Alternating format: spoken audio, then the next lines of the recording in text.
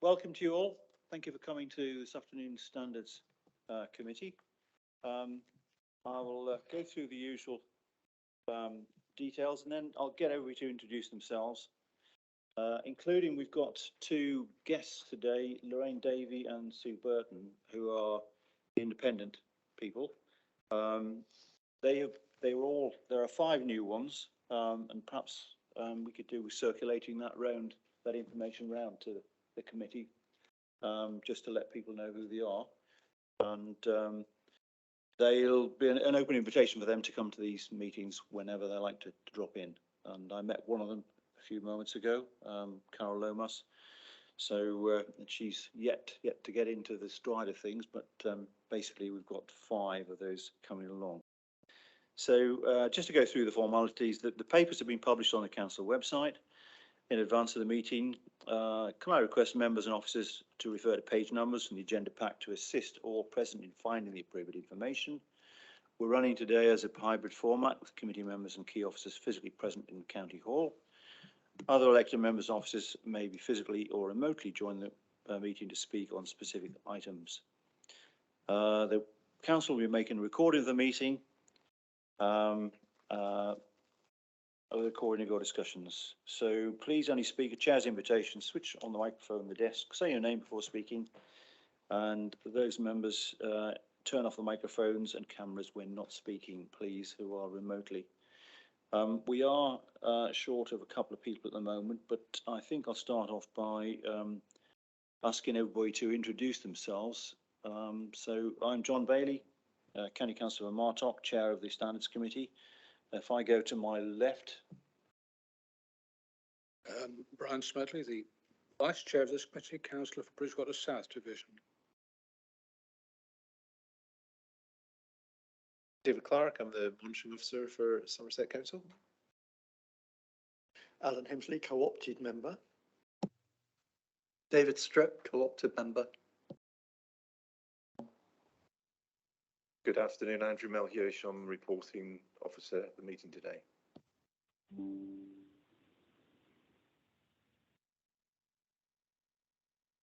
Frances Nicholson, member for Dulverton and Exmoor and member of this committee. Martin Dimery, councillor for Frome West. Steve Taylor, committee manager from Democratic Services.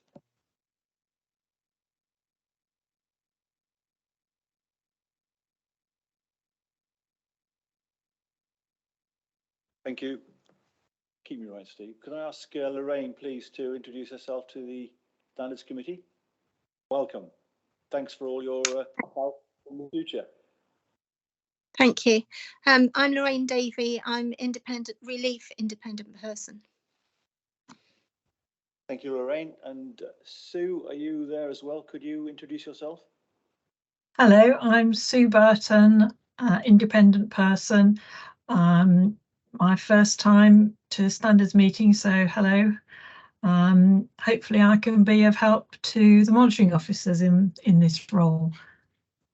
Thank you, Sue. And as I said a few moments earlier on, you're welcome to come to Standards Committee whenever it's running, and I'm sure we could look after you well. Have we any apologies, Steve? Yes, Chair. Apologies from Paul Hooper. Okay, thank you, Steve. So we are short of Robin Horton and... Yeah, hello, Chair. I'm here. You're here. Thank you, Robin. I am, yes. Couldn't get the video working, so I'm on audio only. Apologies for that. Okay, thank you very much, Robin. And short of Hugh Davis. Anybody heard from Hugh? Okay, thank you very much. Yes, we are.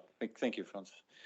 Okay, well, I'd like to, the second item on the agenda is the minutes from the previous meeting. I'd like to run through the action plan first before that, and that we did on the 28th of June. And is it possible to put up a copy of that, Steve? Try. Thank you.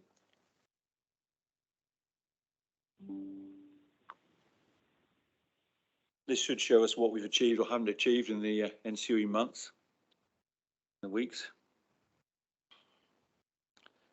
If everybody's got it in front of them, I can start to run through it, and we'll put the document on the screen. Comparison document was requested, and Alan sent that round on the meeting itself. The next item, 1.2, was the co-opted member job vacancy. Jobs specification to be circulated, and that was done. Everybody had a copy of that. The aim of that, just to remind you, was to, if you had anybody who might be interested in that role, to pass that forward. The media plan was done, along with the committee, the code of conduct, and that went to full council and was adopted. And we had, we'll have a report back today, I think, on the costings options from David. I don't see that on the agenda. Do you want to take that now, David, or have I missed it on the agenda?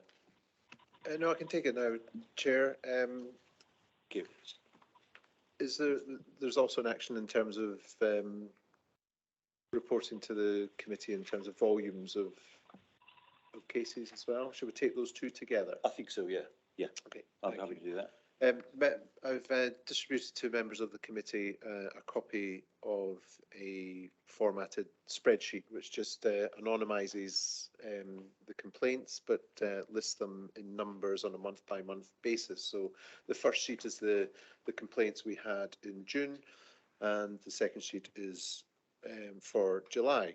And you'll see there's various columns there which I identify as a sort of a reference number, date received, the source of the complaint, the council to which the subject councillor belongs, various dates and deadlines, and some notes and outcomes of it.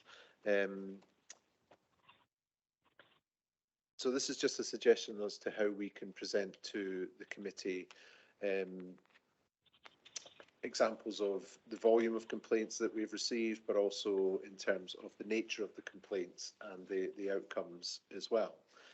You'll note that it is anonymised in terms of the subject councillor. If members do want to have that information, then we would need to go into closed session within the meeting to receive it, or it can be shared outside of the meeting just on email distribution to members of the committee. So that's really for the committee to discuss if the format is what they were looking for, if it contains all the information they were looking for in terms of the frequency of how they'd like to receive that, whether it's on a monthly basis by email or on a bi-monthly basis when at the meeting itself. You'll also note in the final column, there's a time spent amount. So that is there to show how much time has been dedicated by the officer to resolve the complaint. In terms of costing, I can simply put an hourly rate against that time that's been spent. So that would give the costing options for complaint investigation or complaint assessment to be more accurate. Obviously, if these complaints progress to a hearing, then that would be a much larger more complicated calculation, because it would involve many more people and additional factors such as room hire and postage and everything else associated with conducting a hearing. So that's the two actions wrapped up together there in a suggested way forward, but happy to take any feedback and thoughts from the committee. Thank you, David. Just to give a bit of background, then it was because there seemed to be a large number of these issues coming forward, conduct complaints, and this was to give us an idea of the volume that they might be facing within the organisation, and whether we need to take to do anything to expedite matters. So this is David's first version. I'll just open for any comments, questions, and particularly answers to the questions David has raised. Alan. Thank you, Chair. As far as anonymising the members who are complained about, where they are upheld, is there a problem with releasing their name? Certainly, as far as I'm concerned, those that are still being investigated, and perhaps those that are being investigated, definitely not. those that were dismissed, I question, but those that are being upheld, I wonder if we should see the name. Thank you, Chair.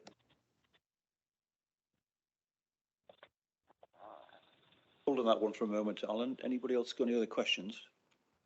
Yeah, Martin. What options are we given when there is a complaint upheld? What real powers and options do we have, or does the council have to take action? I'm not quite sure. David, would you like to clarify that for Martin, please? Certainly, sure. Yeah, there's various sanctions and options available for local resolution. So these are, when a complaint is upheld and it's been dealt with purely by the monitoring officer, i.e. hasn't progressed to a hearing, then there's a number of options there we can do.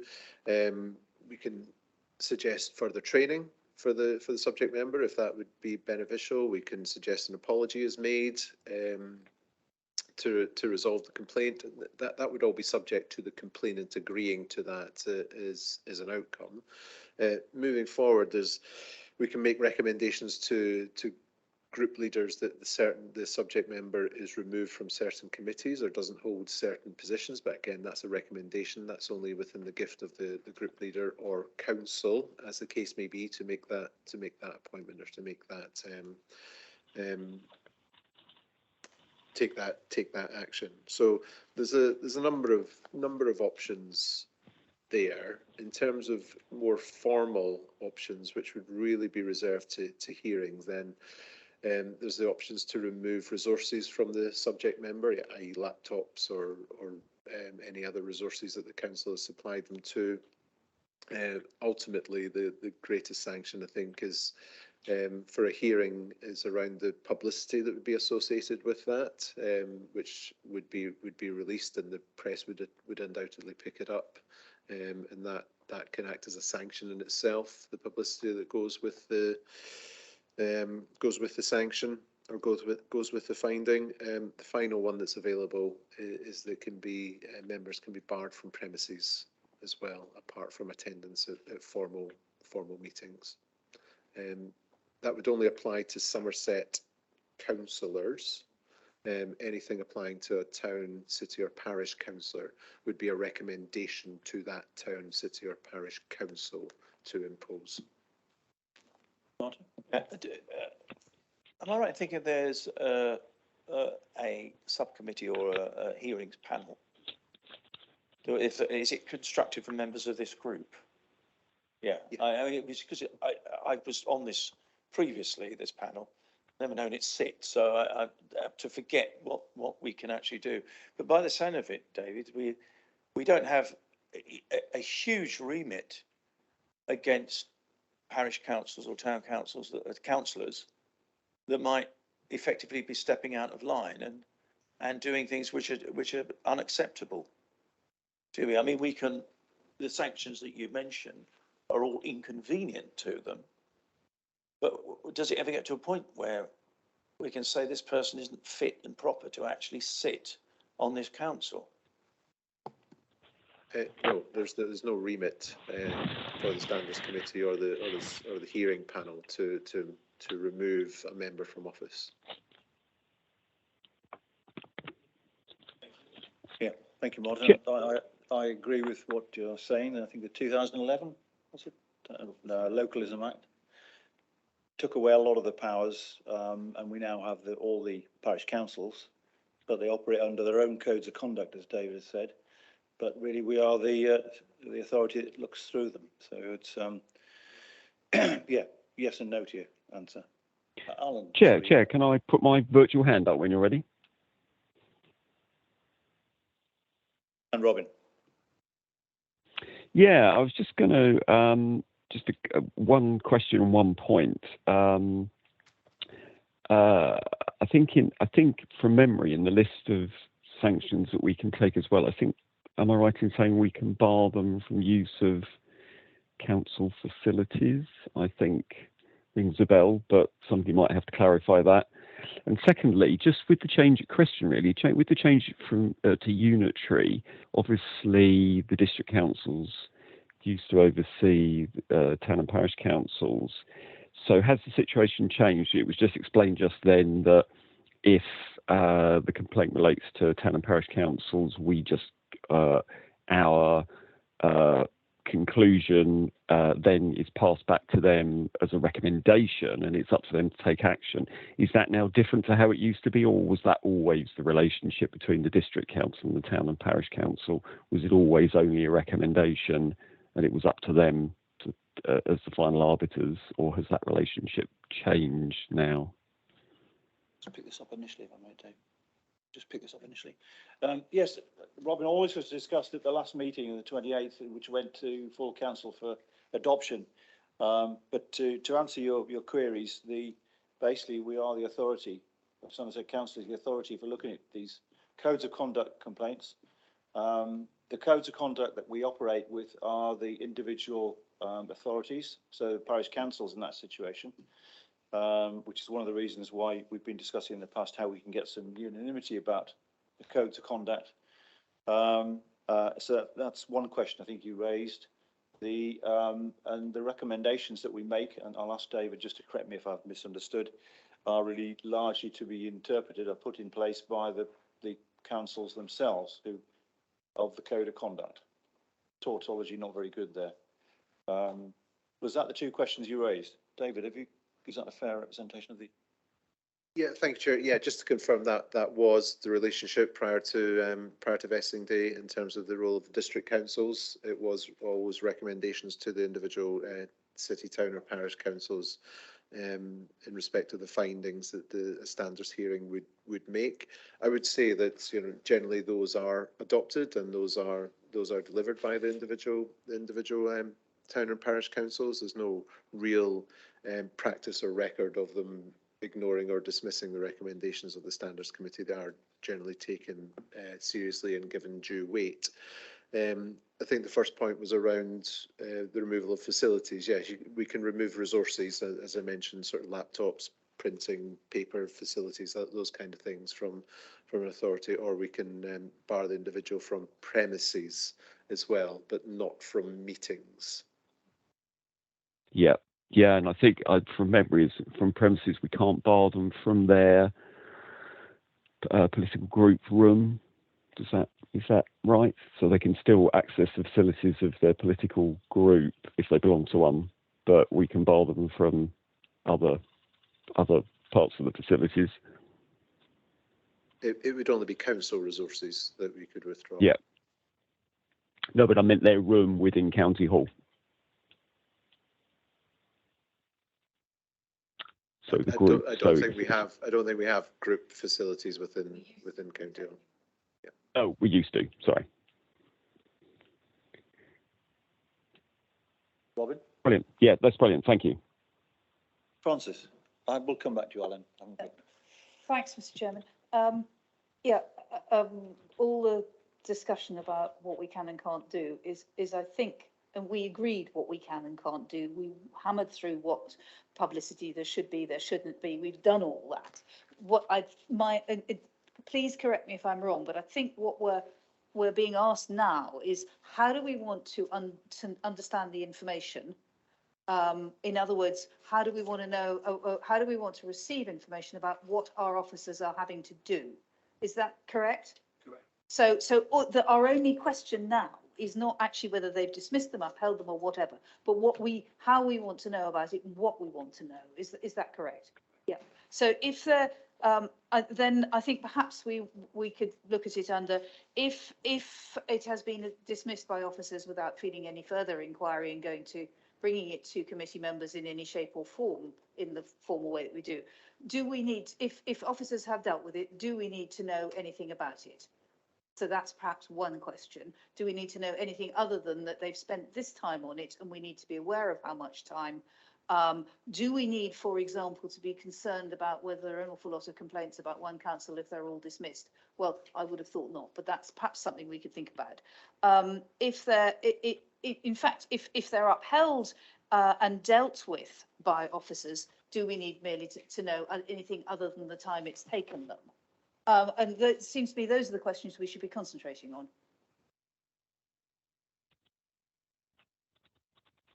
Yeah, thank you, Francis. this was discussed at length at the last meeting, which I know you weren't at. And the aim was to identify what the volumes that were coming through to the monitoring officer, basically. So we had an idea of whether the resources were strained or they weren't strained. And this is the first attempt to produce this.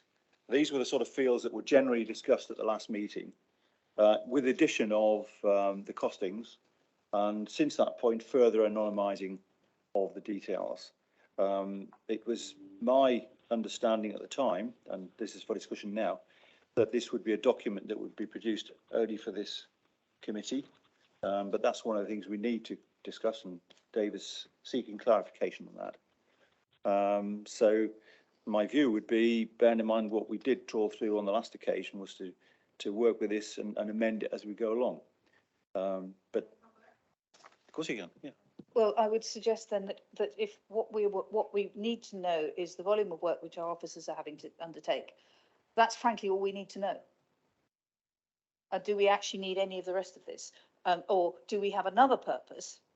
When, yes, I wasn't at the last meeting, which is to identify the councils that are about which complaints are being made. Or are we actually just looking at the volume of work that our officers are having to do? In which case, all we need to know is how many complaints and how much time has been spent on them. We don't need to know anything else. Okay, I'll open it to David. I haven't forgotten you, Al. Sorry, just following on from Councillor Nicholson's point. It struck me actually that one of the roles of this committee is to sort of look at patterns of complaints as well as the work involved in looking at them, but just sort of see if there are trends that are coming through, or increasing trends where there might be training needs for town and parish councillors. So as well as just sort of looking at the time the officers are spending, you know, it's about sort of looking forward to seeing what's happening out on the ground, seeing if there are factors that are causing sort of trends of behaviour or whatever else. Sorry, and the other point as well is not necessarily really relating to that, but it's just, it's interesting that the whistleblowing complaints go through the Constitution and Governance Committee rather than the Standards Committee. Is there, I'm not sure of the logic for that. That's for action plan, so perhaps I'll come back to that point, if you don't mind, Dave. Remind me to pick that up under the action plan. Comments. Yes, I absolutely understand the point about understanding trends and whether there are training needs. This might be something that officers would identify without need to come and ask us about it, but we would want to know. So maybe there are two things. One, which is keeping an eye on the volume of work that there is, and maybe there's an annual report which tells us more strategically about training needs and trends. But rather than every meeting, however, I mean, that might be something that others feel would be different. Thank you, Francis. I think the rationale behind this was that we've got a situation with the vesting, which is unknown in terms of the volumes that are going to come through. They certainly, in David's report for the last meeting, showed a substantial increase in the volumes. Not surprising. I think we're all expecting that. And therefore, it was a question about whether we had the resources to deal with all that, and to deal with them within the deadlines that we laid down in our code of conduct. Whether this is too comprehensive, I don't know at this stage. It's just something I've looked at. We added on the costings because, if you recall, the last item on the media plan was about whether we should know whether what this is costing the organisation, and that's where that was put in. I don't know whether this will be a document work in progress. So unless you hugely felt that this was going to be onerous for you to read, I would suggest we carry on and amend it when we actually see it in use. It's not about onerousness for me to read. It's about, do we need our officers to collect and provide all this information at every meeting? Or do we need to understand the call on our officers' time and the costs? I do absolutely agree that we need to keep a very close handle on that in the climate that we're in. But would we want perhaps annually to have a more discursive report on what the trends are, what potentially the training needs are? But I would. It's not about asking me to read too much. It's about what we're asking our officers to spend their time on. And I would absolutely bow to what officers think is appropriate and reasonable in those circumstances for the members to require of them. But if our object at the moment is cost and volume, and have we got the capacity to do them, then cost and volume is perhaps what we ought to be looking at. Thank you, Francis.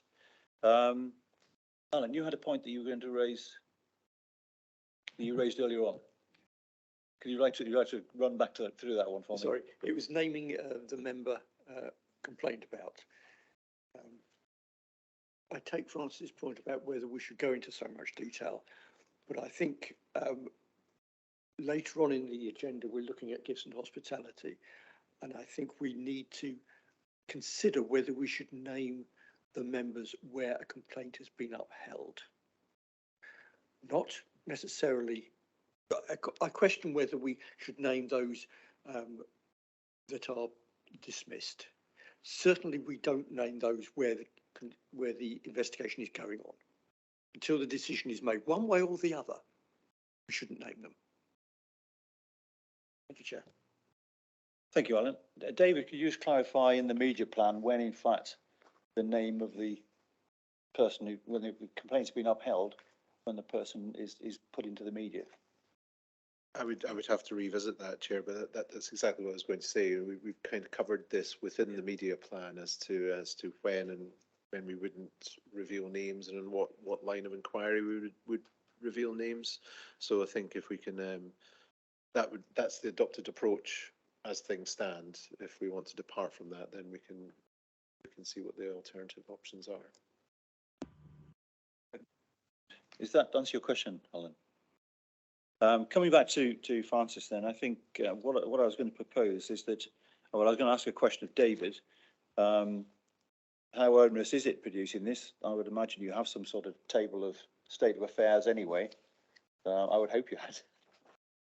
So is it a matter of just transferring that to us? And to, I was going to make a proposal, therefore, that we work with this document for the moment. Let's discuss Francis' other point about how frequently it comes round to whom. And we review it in 6 months' time when we've got a bit more experience of whether it's actually providing value. In terms of David's points about the areas that we might need to apply or discuss. Sorry, I don't think we discussed, do we? Suggest training, etc. In other words, if this document is not producing any actions when we review it in 6 months' time from us, then I think we realise that it actually probably has no purpose. Thank you, Steve. I've got Robin online. Over to you, Robin. Yeah, thank you, Chair. Yeah, the IT specialist has resolved the IT issue.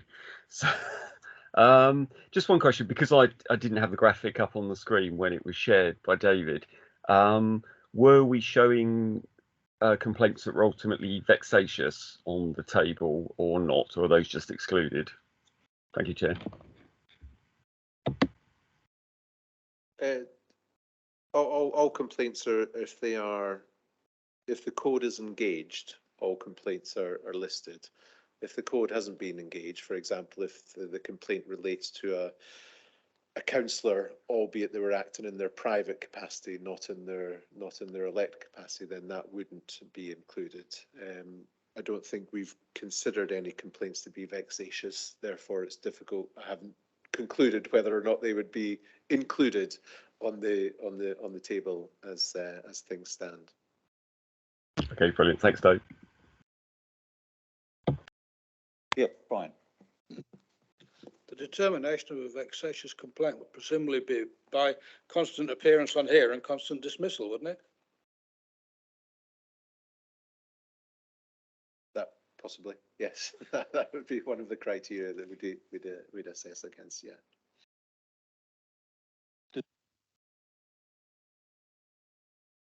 Robin? Sorry, Chair? Yeah, no, that's brilliant. Yeah, thank you very much, Chair. Thank you. Yes.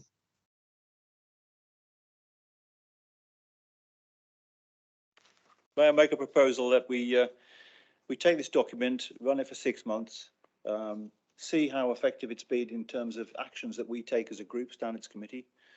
If it's not, if we don't take any actions as a result of that, we decide that actually it's not providing any use to us, although David will still be compiling it rather. And we keep the costings along the right-hand side. Again, these were things that's come out of previous meetings, which David's very kindly just taken on to try and make life, really, or put into life. So that's a proposal. Do I have any seconder for that? What frequency? Yeah, thank you. Brian's seconding that. And the frequency. Shall I make a proposal of every standards committee meeting? David? I think it would be useful in this initial period while we're starting to look at parish council complaints and town council complaints to get a feel of the volumes on a monthly basis. But as you say, after 3 months or 6 months, we then take a view. Okay, any other views about that monthly? Are you all happy to accept that as a starting point? Nobody's saying yes or no? Yes, as a starting point, yes. Yeah. May Okay. not be necessary to consider it not monthly. Yeah. So circulate the document monthly. Would that be okay for you, David? Yeah, absolutely fine, Chair. And just to confirm, it's not overly onerous to compel this information because it is an extract from a larger record that we keep for our own records in terms of monitoring volumes and numbers of complaints and sources of complaints. So we just generate this from that larger spreadsheet, which we're collating anyway.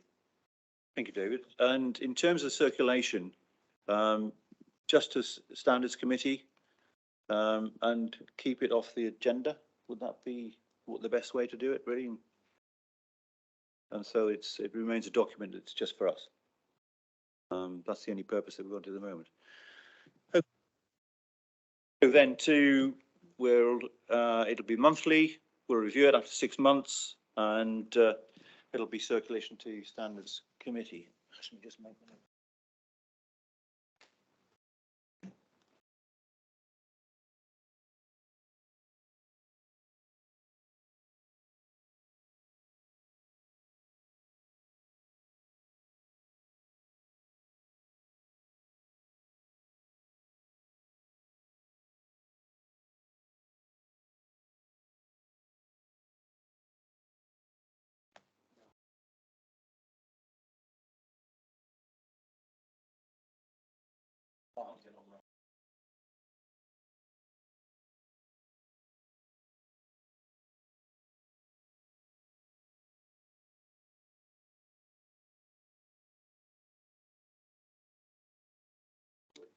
I'm not using mine.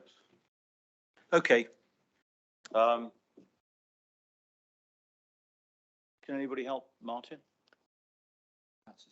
Francis is. Thank you, Francis. And thank you, David.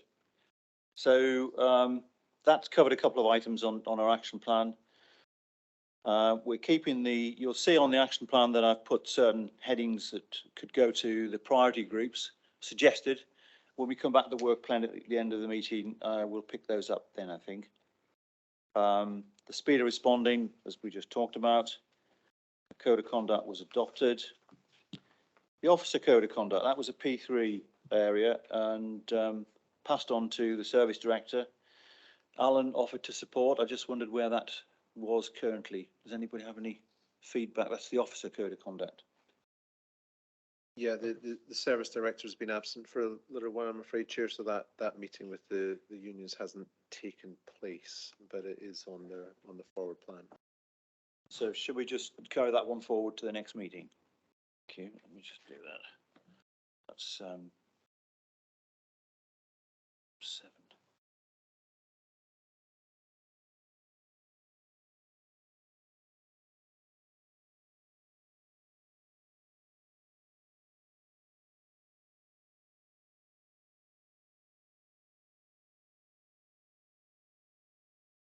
And then, isn't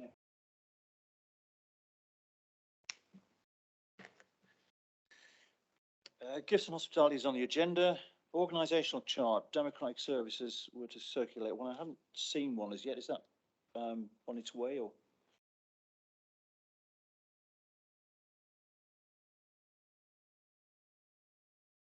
Did you respond? Your light's on. Yes, I don't believe there is currently one. Service probably could do something that was sort of the top part of the structure, but not further below. So we're working with functional arrangements at the moment, so it may be difficult at this current stage, but it's something that can be for future. Is that because it hasn't settled? So yes. Okay, okay, so can we, I mean, basically, just for personal, my understanding, we've got support from obviously David, Steve, and Andrew. I think that's the only other question that we had was whether we had any legal support, which we had from Tom asked. Whether there's anything that any person filling that role now, perhaps David. Chair, if it's just the officer support to this committee that you're after, then absolutely that can be provided. The difficulty that Andrew's set out is the wider structure of the Democratic Services team.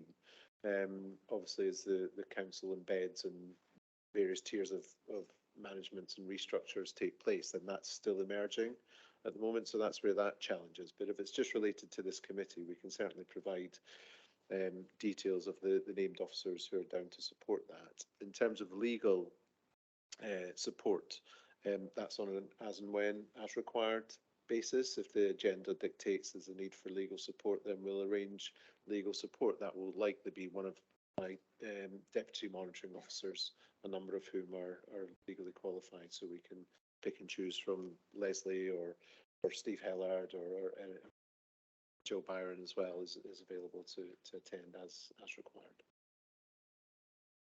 That's my understanding. That's all we're after. So thank you very much for doing that, David. You can circulate that around, and then if it changes, we'll know. I mean, the main question, and I'm going back probably a couple of meetings now, was that people one knew who to contact, but two didn't contact people who really were doing other things in the changes that had gone on. So that will clarify that. Thank you very much. Next item was done about committee members to be advised of complaints rather than hearing in the local press. Monthly figures we talked about already, and we're down to David to whistleblowing, and that was the Standards Committee to advise if this matter is within its remit. It's not, Chair. Okay, that's very succinct. David's already confirmed that. Thank you. Okay, on to the minutes then you've already had a chance to look at, which are you happy to adopt those, accept those rather? Can I have a proposer from the elected members? Sorry, I wasn't here. Francis wasn't here either. Okay, well, I'm happy with them. So I was here, and I'll accept those minutes. And thank you very much to Steve for doing that. The one thing I haven't been doing is actually signing them off. I don't think I've done that as long as I've been chair, so perhaps we ought to catch up on those. Okay, thank you. Got me at the end. Declarations of interest. Is there any declarations of interest that aren't already declared in other places? Nope. All quiet. Public question time. I gather Councillor Tessamant has been going to speak about this. I will give some background to this. I was alerted to this in just after the Constitution and Governance meeting, I think in July, when I asked for some detail of what the information was about or what the question was about, and I've been asking ever since without getting any replies. And so it wasn't put on the agenda at the pre-meeting before I went on holiday because there wasn't any information to talk about. But hopefully, Councillor Munt will be able to bring us up to speed. But I do think that if we are having items to come forward to the committee, as many of you expressed in the past, is that we need documents to actually inform ourselves before the meeting. Then we can give them due thought and come to an informed decision. So over to Councillor Tessamant. Thank you, John. Thank you as chair. I'm sorry if the omission has been mine, but I believe that I spoke in a public capacity as a member of the public at the Constitution and Governance Committee as well. And I thought that that would be forwarded to you in some way. But anyway, if I may, I'd just like to raise some points on the matter that will be considered at agenda item 5. And I recognise that I may or may not be able to speak to that item. What I wanted to do was seek some reality and some consistency in the way that we approach the matter of gifts, benefits and hospitality. And it is all three of those things.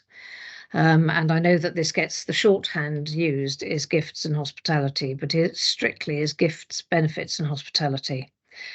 I had made a request to the Constitution and Governance Committee when I was being in my most Puritan mode, I'm afraid, to review the level, the threshold at which gifts and hospitality should be declared downward from £50 to, I'd actually said 0, but I recognise that a number of members a couple of members in West Somerset were extremely concerned about the numbers of cups of tea and cake that they received from constituents and felt that they therefore might be a ludicrously absurd threshold to say 0, because one's looking at the value of something, and that a cup of tea and cake would definitely take you over the value of 0. So I have spoken briefly yesterday and before certainly I've spoken to David Clark, and have accepted that maybe I would request consideration of a threshold of perhaps £5, which seems reasonable. And I think the point that I would want to make is that any councillor who accepts any gift, benefit or hospitality from anyone should consider their position very carefully, because the whole point of this is to make it absolutely clear to members of the public whom we serve that we are not beholden to anybody. Now, when we're making decisions and influencing any form of the council's business. So what I would do, if I may, is just ask that you do accept the request from the Constitution and Governance Committee to review the value of gifts and hospitality, gifts, benefits and hospitality, which are declared by councillors. I think that declaration threshold could go down, and I would ask it to be £5. And I would ask for some continuity and some rigour in the reporting of those in the register, so that we should call it the Members' Gifts, Benefits and Hospitality Register rather than Gifts and Hospitality Register, that we should have a column that says, as is required by the statement 3.1 brackets 1, that requires us to say whether we have accepted or rejected a gift, benefit or hospitality, and there was no facility in order to do that. And I would also seek to ask that we don't find ourselves being edited or whatever out of the best of motives, I'm sure, in that I know for certain that I declared an invitation and hospitality that I received at the Castle Hotel in Taunton. And it was an event that was run by a local developer or developers. I can't actually remember the details now. It was certainly to the value of £25. And when I look at the papers that I have, it may be that maybe somebody's not sent the last page or whatever, but certainly page 19 of my papers shows very clearly that Ros Wyke declared that gift. I'm pretty certain, Chair, that you'll find that a large number of councillors declared that, and I accepted that hospitality on the understanding that I reported it also, and it's not been reported in this register. So we need perhaps to apply a bit more rigour to the reporting, because it was only £25. It's managed to get onto, I'm very pleased to see that it's on that register, but each one of us, I think, particularly in matters of planning and development, but really in all matters that concern the council, I think that we should all declare everything that we are offered, because it places us potentially to be considered to be beholden to developers or anyone else who chooses to offer gift, a benefit or hospitality. Thank you, Chair. Thank you, Tessa. What can I just ask a quick question? We'll take this forward in terms of our work plan, which is later on today. Can I just ask what sort of, do you have a groundswell from others in terms of the support for this? No, I haven't. I haven't sought to petition my co-councillors, because I think it's something that's particularly important to me. Is something that historically, in the period of 2010 to 2015, I did, because I thought it was the right thing to do. I accept that the LGA's decided that 50 quid's fine, but I think you can get an awful lot for 50 quid. And I feel it's an uncomfortable situation for me. And I know that there are a number of my colleagues who feel the same. I don't wish to upset those members in West Somerset who were upset about their tea and cake or coffee and cake, whatever it was. I recognise that I might have been mistaken in suggesting a threshold of £0. I would be very happy to suggest or amend that to a sum of £5. But I think actually we should be clear and very open and very transparent about those who are entertaining us in whatever way, or gifting things to us in whatever capacity. I think this should be absolutely clear. So I'm not petitioning on behalf of anyone bar myself, and I'm sure that it would be perfectly possible to ask other members how they felt, but I do feel very strongly about this myself. Thank you, Tessa. Whilst I'm not intending to have a debate at this point, has anybody got any questions that they would like to ask Councillor Munt at this point? I'll bring it forward to later on when we look at the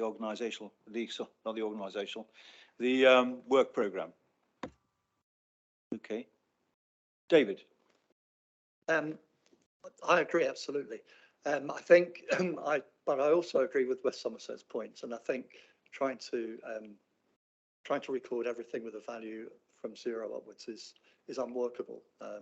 But you know, whether it's £5 or £20 or whatever the figure is perhaps something to debate. But I agree with the principle, absolutely. Okay, thank you, David. Martin. Yeah, I mean, if we're not debating it, then let's not debate it. But I completely agree with the principle. I think that drawing the line, and whether it's whether you can quantify things like a cup of tea. I mean, just anecdotally, if I was invited to a constituent's house to discuss something important, I was offered a cup of tea, I wouldn't even, I'd probably accept it, wouldn't even think about declaring it. But if I went to a pub and was offered a pint, I'd probably refuse it. So, I mean, there's a lot of leeway for discretion. I'm just wondering if putting a £5 limit on it is actually really, it makes very much difference. I'm not sure, it seems a bit trivial, but 50, I certainly agree, £50, any gift, you know, of £50 should have surely be declared. As you rightly point out, we're not debating it here. We're going to look into it and review the situation as a request was requested. Tessa, if you're happy to I'm quite happy to stay on, or John, can I just point out that Robin Horton's got his mitt up? Oh yes, thank you. Yes, he's now in vision, isn't he? Yes, in sound and vision, which is, you know, as Tessa Robin knows, first, then Alan. It's not a good thing. Yeah, no, I totally agree with Tessa. I think there's an interesting distinction she raises between gifts that you refuse, gifts and hospitality and so on, that you refuse, and also ones you accept, you know, and obviously it's probably the ones you refuse we're more, as members of the public, we're more interested in than the ones you accept. I think you only have to look at the local press after Glastonbury Festival to realise how important this issue is to the constituents of the unitary area. You know, the main headline that came out of the Glastonbury Festival was the gifts and hospitality of the tickets that the members of the council received. Now, as I understand it, having spoken to a friend of mine who's now retired as an officer, but used to be the resilience officer from the council for the festival, that actually is completely normal, and that the people who got the tickets, the people who always get the tickets, and that there was nothing, there was nothing to see. But it's interesting that that is the thing that the paper picked up on, and so it just goes to show you how important this issue is and how interested members of the public are. So I think, we should all, we mustn't forget that. I think Tessa's absolutely right. Thank you, Robin. I did say we weren't going to debate it. So can we just stick to questions and clarifications from Tessa, please? Alan. Actually, rather than Tessa, can I ask Andrew, the list at Appendix A to this agenda item does not note whether members accepted or rejected those items. And if you've read the articles for the Gazette today, no wonder we have a bad press, because only 3 of those 16 members rejected the tickets for Glastonbury. So we must have that information, if only because it will go to the press and they will make mincemeat of it. We haven't reached that item. We will do next. We'll pick that up then. Any other questions or clarifications from Tessa? Okay. Chair, I would just, oh, sorry, is somebody else speaking? No. Okay, fine. So I would just say, actually, the Glastonbury Festival tickets is quite an interesting one, because I would like to have it noted, I have asked that it should be noted that I actually rejected that, because I buy my own tickets to the festival every time I can go.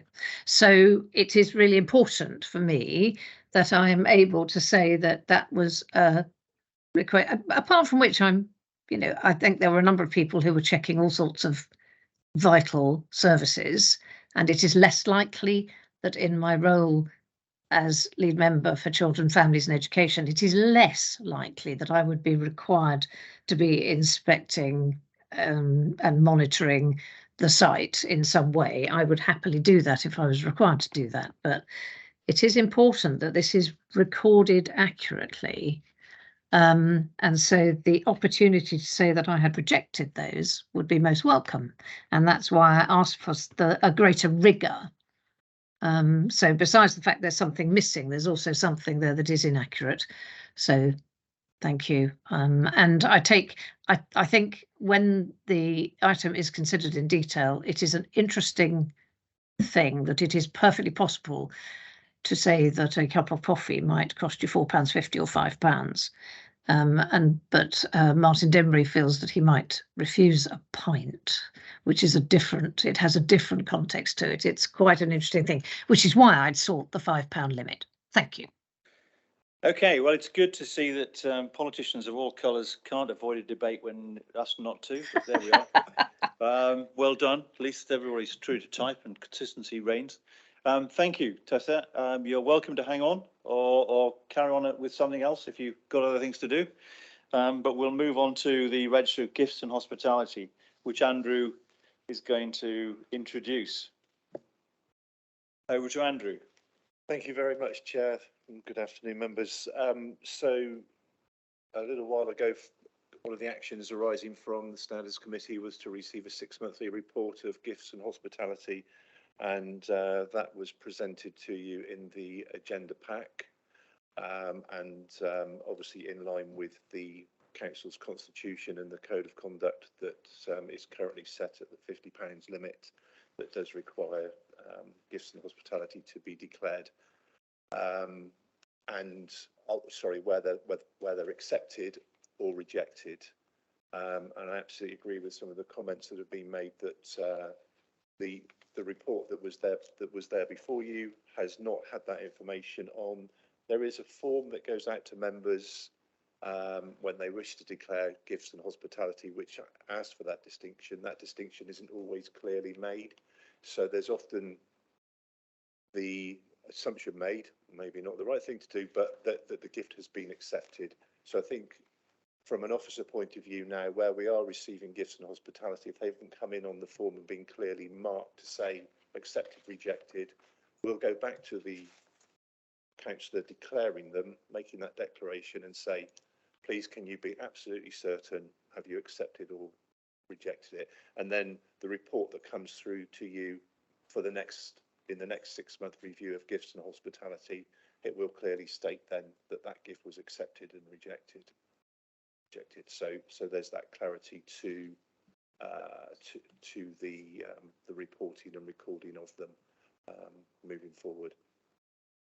And the report is there with you today to note, and that's probably as much as I need to say on it, but happy to answer any further questions. Thank you, Andrew. I think you've got a couple of documents that you had printed off. I don't know whether you'd already sent them round. One was the Gifts and Hospitality Register of Members' Interests, just for people's reference.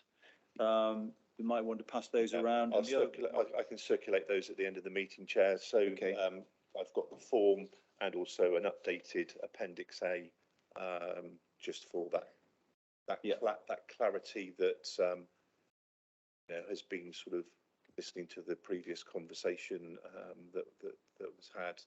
That's much more clearer in future reports. The only update was the addition of the accepted or rejected. Is that right? Yes. Okay. Yes. Thank you.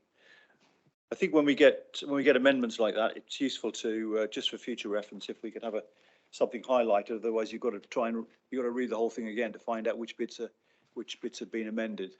If it was possible, that'd be a huge help. Okay. So I'll now throw the discussion open to all members, co-opted and otherwise. Any questions, comments? Alan, thank you. Sorry, Chair. I did a bit of delving when I saw this item because I actually hit the roof seeing 16 members getting £340 each, regardless of whether they get it every year. So yes, we do need to know whether they've accepted or rejected them. Interestingly, one thing Tessa's mentioned, and that was the Castle Hotel one, whether there is a way of capturing exactly what the meeting was about. Because when you look at the one we have in front of us, Ross Wyke, lead member for economy planning and assets, going to an invitation to local developers. Well, hey, right, the Gazette could make mincemeat out of that one without the context of it.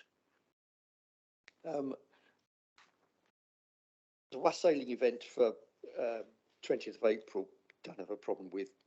It's what they want to do, fine. But say those are the two things I would like to see. Any other questions or comments from Martin, Francis? Don't have to. We're on the 0 to 50, aren't we? No, we're not. Right. Okay. The information on the paper that Andrew's presented. We'll look at that on the work programme. David? Alan? Okay. So, Tessa, sorry, missed you out. No, I'm so sorry. I don't wish to be terribly pedantic.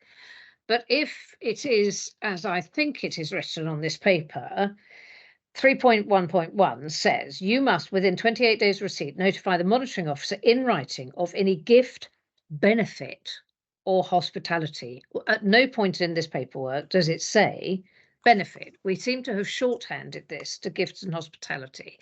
And benefit is different, but is included specifically in the Members' Code of Conduct and within the Constitution. We just need to get this. This is where the rigour needs to come in, and we need to make sure that we get the wording of this absolutely right, because there may be things that fall out of gifts and hospitality, but are a benefit. If I go on holiday to a friend of mine who happens to be a developer, and then I become the head of planning or something, you would be most interested if I was receiving the benefit of a holiday, but it wasn't specifically, there was no, I was just staying in his or her hotel or his or her home for nothing. That is a benefit to me. It's not a gift, and it's not necessarily hospitality if they happen not to be there. Thank you. Thank you, Tessa. I think what we're doing, you've asked that we review the gifts and hospitality and benefits. What I suggest you do is to make sure that you just drop us a note with all your sort of current concerns as you've raised the issue, and we'll look at this into the work programme. We will review it, Thank and you. we'll look at where that would fit into the work programme. That will include things, just to make sure it's comprehensive, that if you do drop a line just saying these are the issues for you, it'll make sure that all that's will be tracked and included in the review. Thank you, John. Thank you. Okay, so basically we have to accept the report from Andrew, and then which we all do. So let's move on to the work programme, which a recommended work programme. Let me just find that. It was put out.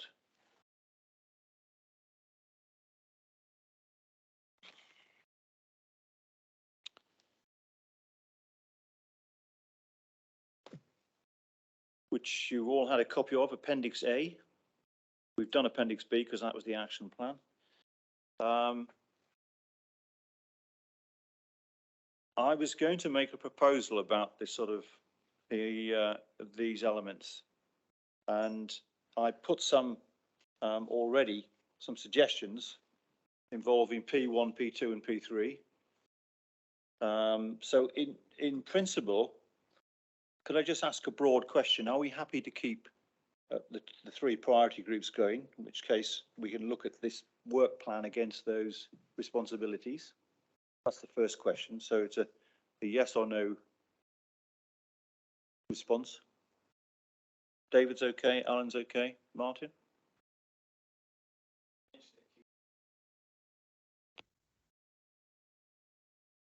Answer is yes. Yeah, I mean, we could discuss changing the membership, but I think we just barely got into our stride. The membership, by the way, is currently for P1 is myself as chair, because the committee members are chairs, with Brian, Francis, David and Paul Hooper. P2 is Francis chairing with Robin and Alan. P3 is Martin chairing with Alan and Hugh. So I just was suggesting, rather than reinvent the wheel, we continue with those three, and we look at how we might allocate these areas to those, and continue to work between the meetings on the areas of interest in the work plan, the work programme. Sorry, that's a proposal. Everybody happy with that? I'm not reinventing the wheel, basically.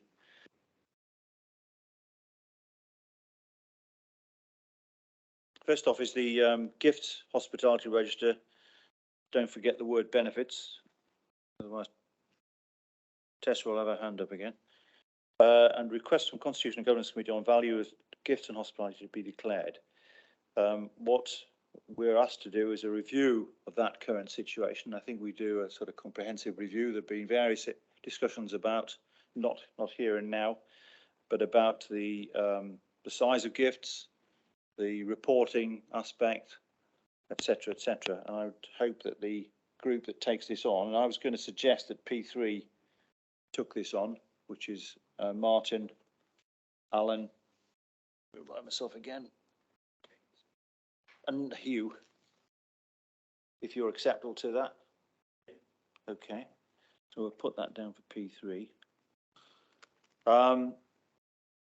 Let's come back when we've gone through the actions, and then we'll look at the date. Well, there's some putative dates put down there anyway. So would that be acceptable to look at that by our next meeting, which is in October, I think, 25th?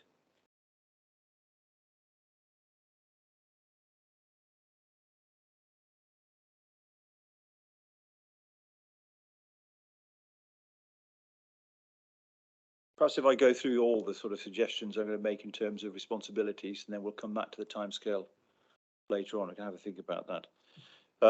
The next one is the Model Code of Conduct adoption by city, town, parish councils, results of the online survey.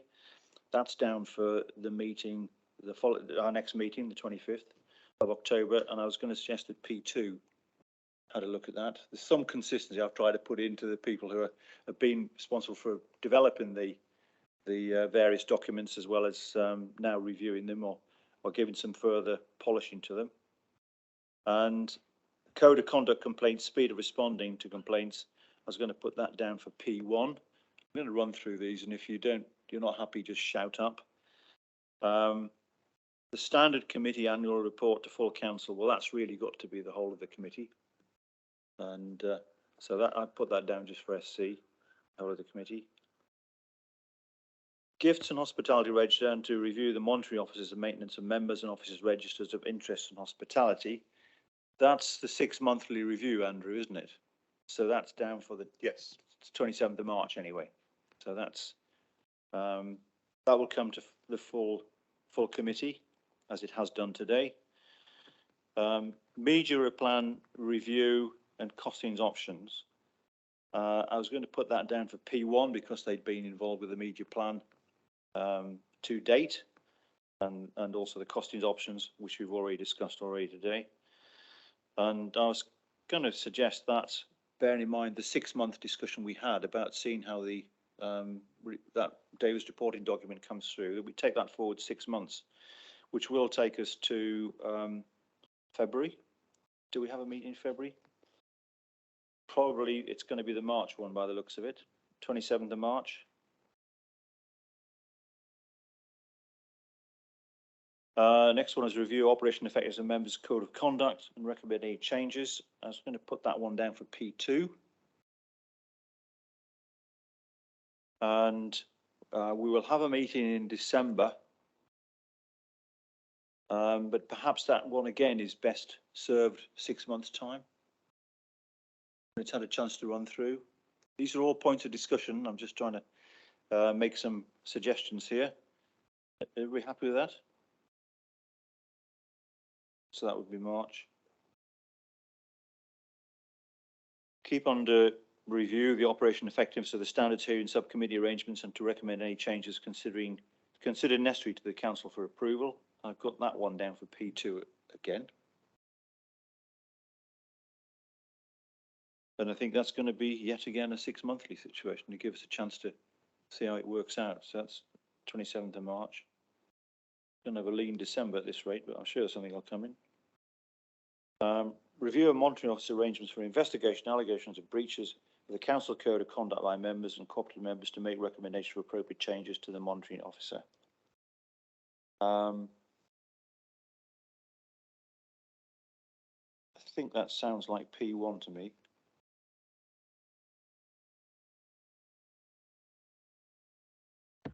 Review and operation and effectiveness of the council's officer's code of conduct and make recommendations. Sounds like the previous one, really. Have I misunderstood that? Ah, thank you. That's right. That's P3 who did the original work on that.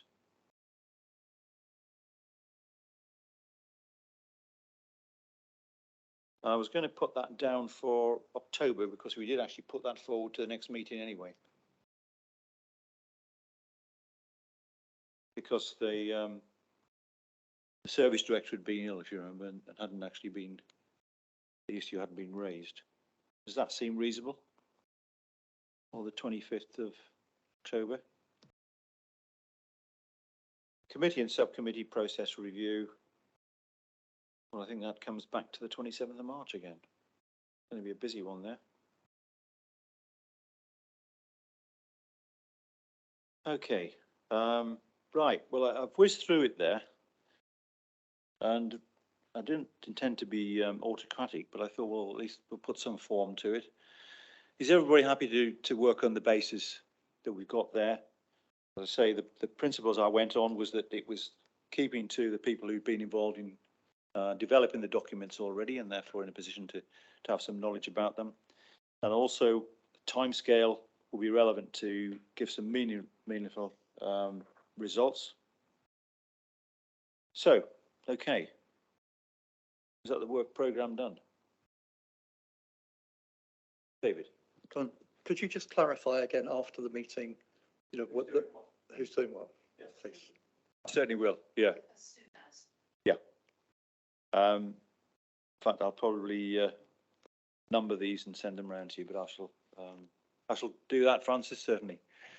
At least, if nothing else, to clarify my own thought process I've gone through there. So, as always, with anything that gets sent out like the action plan, if it appears to be a complete work of fiction, shout up soonest rather than leaving it to the following meeting. I'm sure you will. You all have done really well on that sort of side. Okay. It would be really helpful, Mr. Chairman, if not only the allocation of the actions, but the membership of the priority groups should be in the same document, just so that we're absolutely clear. Okay. P1 members. P members. Okay, thank you. Is there anything else that I think we've covered the agenda there? Steve, just correct me if I'm wrong. Okay. Thank you very much for all your time and attention today, and for attending. And we'll find out if Hugh's fitting well. Normally scrupulous about ringing me at some point in the week previously if he's not coming. And nice to see Robin, at least latterly anyway. Thank you all for your time, and have a safe journey home.